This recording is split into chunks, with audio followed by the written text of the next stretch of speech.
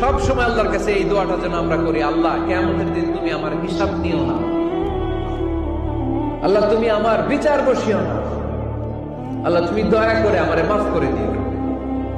আল্লাহ যার বিচার করবেন ও জাহান্নামে যাবে, আর যার বিচার করবেন না সে জান্নাতে যাবে।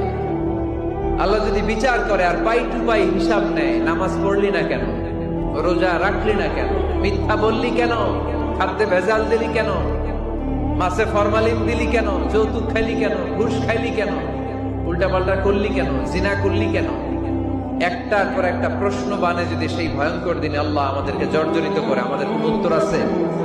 সেদিন আমাদের বাঁচার কোনো উপায় আছে? তাই আমরা সবাই আল্লাহর কাছে দোয়া করবো, আল্লাহ কোনো বিচার টিচার মানি না, কোনো বিচার করতে পারবো না, দয়া করবা। কথা কয় না? কি করবে? এবার আওয়াজ করে বলেন, বিচার চান না দয়া চান?